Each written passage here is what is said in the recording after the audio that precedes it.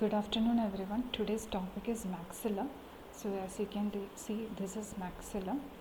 There are two maxillae, one on either side of midline, and together they form the upper jaw, and they are irregular pneumatic bones. So this is maxilla, and you can see the space here, air space here. That is why it is a pneumatic bone. So it is a irregular pneumatic bone. Okay. So there are different parts for maxilla.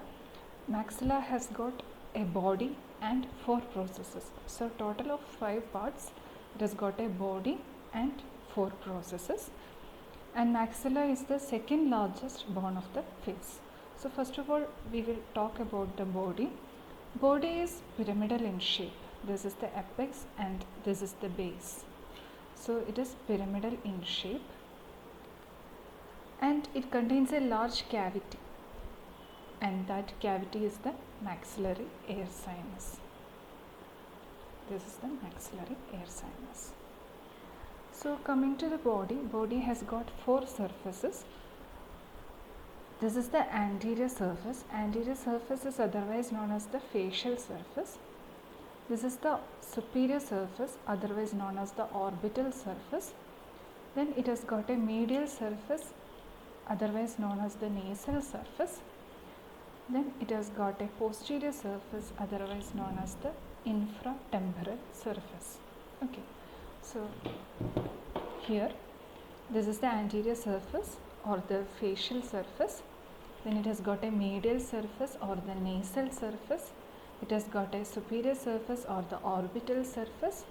It has got a posterior surface or the infratemporal surface. Okay. So we will see about each of these surfaces. So first of all, about the nasal surface or the medial surface. Nasal surface or the medial surface, it forms the base of the pyramid. I told you the body is in the shape of a pyramid. The apex is formed by the zygomatic process. Here is the apex and this is the base. Base is formed by the nasal surface. It forms the lateral wall of the nasal cavity. As you can see here, the nasal surface is forming the lateral wall of this is the nasal cavity, and the base is forming the lateral wall of nasal cavity. And it has got a large opening. That opening is the maxillary hiatus. It leads into this opening will lead into the sinus, maxillary air sinus, which is a large air space within the body of maxilla. So it is a pneumatic bone. That's why it's called a pneumatic bone. So this large opening present on the nasal surface or the base of the body of maxilla is called the maxillary hiatus. Maxillary hiatus is the most prominent feature of the nasal surface. But in the articulated skull, the maxillary hiatus is very much reduced in size. If you can appreciate it here, this is the maxillary hiatus. And you can see that the maxillary hiatus in real life, it is very much reduced in size. It is very much reduced in size because of 4 bones: ethmoid bone, lacrimal bone, inferior nasal concha, and palatine bone. These bones reduce the size of maxillary hiatus. Okay. Now in front of this maxillary hiatus, this is the maxillary hiatus. In front of the maxillary hiatus, there is a groove. That groove is called the nasolacrimal groove. Nasolacrimal groove is converted into, this is the nasolacrimal groove. Nasolacrimal groove is converted into nasolacrimal canal by lacrimal bone and the inferior nasal concha. So this is the maxillary hiatus. In front of maxillary hiatus, you have a groove, that is a nasolacrimal groove. Nasolacrimal groove is converted into nasolacrimal canal by the lacrimal bone and inferior nasal concha. This is the nasolacrimal groove. Okay, this is the nasolacrimal groove, and as you can see, it is opening into the inferior meatus. This is the inferior meatus, right? So this is the inferior concha and this is the inferior meatus. You can see that the nasolacrimal groove is opening into the inferior meatus below and medial to the inferior concha. Okay. An oblique ridge is present in front of the nasolacrimal groove, that is called the conical crest. So this is the nasolacrimal groove. In front of the nasolacrimal groove there is an oblique ridge. That oblique ridge is called the conical crest. It articulates with the inferior nasal concha. So this is the maxillary hiatus. In front of it you have the nasolacrimal groove, and in front of nasolacrimal groove you have the oblique conical crest which articulates with the inferior nasal concha. Now there is a vertical groove running obliquely on the posterior aspect of the nasal surface. If you can appreciate here, anterior to maxillary hiatus you have the nasolacrimal groove, and there is another groove on the posterior part of nasal surface which is converted into a canal, the greater palatine canal, by the perpendicular plate of palatine bone. So in front of maxillary hiatus you have the nasolacrimal groove which is converted into nasolacrimal canal by lacrimal bone and inferior nasal concha. On the posterior aspect you have a vertical groove which is converted into greater palatine canal by the perpendicular plate of palatine bone. So this is the opening of the greater palatine canal. This is the greater palatine foramen. Here you can see this is the perpendicular plate of palatine bone which along with the posterior part of nasal surface is converting the vertical groove into greater palatine canal, and that greater palatine canal is opening here.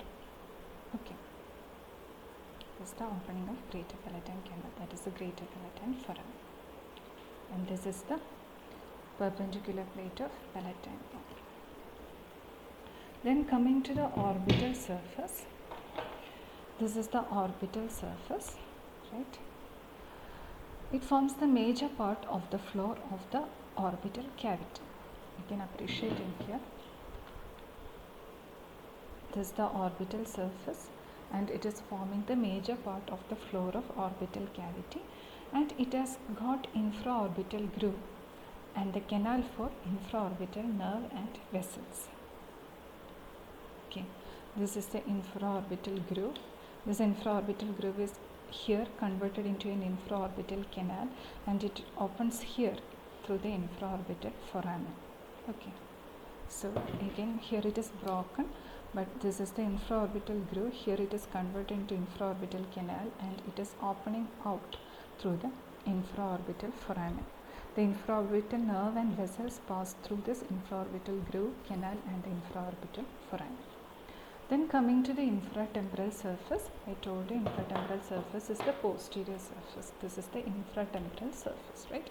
This is the infratemporal surface, and we have already seen that as a part of norma frontalis, norma lateralis, right? It forms the anterior boundary of infratemporal fossa. We have seen in norma lateralis, this is the infratemporal fossa, and this part, the infratemporal surface or the posterior surface of the body of maxilla, is forming the anterior boundary of infratemporal fossa. Now it is separated from the anterior surface. This is the facial surface of the anterior surface. This is the infratemporal surface of the posterior surface. So the infratemporal surface is separated from the anterior surface by the zygomatic bone. This is your cheekbone or the zygomatic bone, and a bony ridge that is ascending to the zygomatic bone from the first molar. This is the first molar, and this ridge, that ridge is known as the jugular crest. So it's a bony ridge that is ascending from the first molar socket to the zygomatic process. So the anterior surface is separated from the posterior or infratemporal surface by the jugular crest and the zygomatic process. Okay. Now coming to the anterior surface, this is the anterior surface. Anterior surface, we have already seen that as a part of norma frontalis, and this is the infraorbital margin, right? This is the infraorbital margin. About 1 centimeter below the infraorbital margin, we have got a foramen, that is the infraorbital foramen. It transmits infraorbital nerve and vessels. Then just above the alveolar process, the anterior surface presents from medial to lateral. You have got the incisive fossa, the canine eminence and the canine fossa. So this is the canine eminence which is formed by the root of canine. Okay, the root of canine tooth forms the canine eminence. Medial to canine eminence you have got the incisive fossa, and lateral to canine eminence you have got the canine fossa. So that is about the body of the maxilla. Told you maxilla has got 5 parts, a body and 4 processes. So now we will see which are the processes. Okay. So the processes, 4 processes are, it has got a frontal process, this is the frontal process. Then it has got a zygomatic process, this is the zygomatic process, right? Then it has got an alveolar process, this is the alveolar process. And it has got the palatine process, this is the palatine process. So we will see each of this in detail. First of all, about the frontal process. This is the frontal process of maxilla, right? This is the frontal process of maxilla. And you can see the frontal process is articulating with the frontal bone. This is the frontal bone. So it is articulating with the frontal bone. Frontal process of maxilla is articulating with the frontal bone. And its lateral surface, as you can see, this is the frontal process of maxilla. It has got a medial surface and a lateral surface. This is the medial surface and this is the lateral surface, right? Medial surface and lateral surface. The lateral surface is divided into anterior and posterior by a crust. That crust is called the anterior lacrimal crust. So in the articulated skull you can see this is the lateral surface, right? This is the lateral surface. Lateral surface is divided into anterior and posterior by the anterior lacrimal crust. So anterior lacrimal crust is a part of frontal process of maxilla. What you can see here is the posterior lacrimal crust which is found on the lacrimal bone. This is the lacrimal bone. This is the posterior lacrimal crust. In between the anterior lacrimal crust and the posterior lacrimal crust you have got the lacrimal fossa which lodges the lacrimal sac. So lacrimal fossa is found between the anterior lacrimal crust and posterior lacrimal crust, and the lacrimal fossa lodges the lacrimal sac. Okay. Then coming to the medial, that's about the lateral surface. Coming to the medial surface of frontal process of maxilla, this is the medial surface of frontal process of maxilla. You can see that it is marked by a horizontal ridge. That horizontal ridge is called the ethmoid crust. It slopes downwards and forwards and articulates with the middle nasal concha. Then there is an area below the ethmoid crust. That area is called the atrium of middle meatus. It forms the atrium of middle meatus. So that is regarding the frontal process of maxilla. Coming to the zygomatic process, this is the zygomatic process of maxilla. Here you can see this is the zygomatic process of maxilla, and it is articulating with the zygomatic bone. It is extending laterally to articulate with the zygomatic bone. Then coming to the palatine process extends horizontally towards the midline, right? It extends horizontally towards the midline and forms the greater part of hard palate. The posterior 1/4 of the hard palate is formed by the palatine bone, but the majority of the palate is formed by the palatine process of maxilla.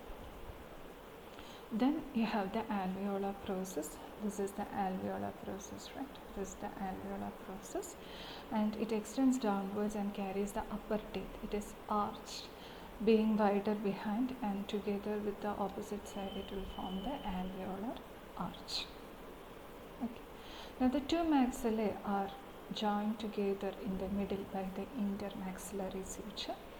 Now sometimes this another suture in the young bones, you can see another suture here, and the part of maxilla in front of that suture is often called the premaxilla, but this is an adult skull.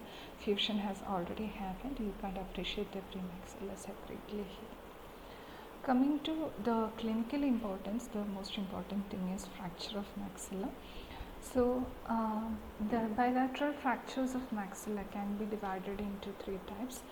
It is called Lefort classification. You have Lefort 1, 2 and 3. Le Fort 1 is a horizontal fracture. It runs along the floor of the nasal cavity. It runs along the floor of the nose and parallel to the palate. Like this. Okay. Below the zygomatic bone. That is the Le Fort 1 fracture. So Le Fort 1 fracture will be like this. Horizontal fracture running along the floor of nose. Le Fort 2 fracture is a pyramidal shaped fracture. The line passes, so it is pyramidal shaped fracture. The line passes through the root of nose to the floor of orbit and then run medial to and below the zygomatic bones towards the alveolar margin. So that pyramidal fracture is called the Le Fort 2 fracture.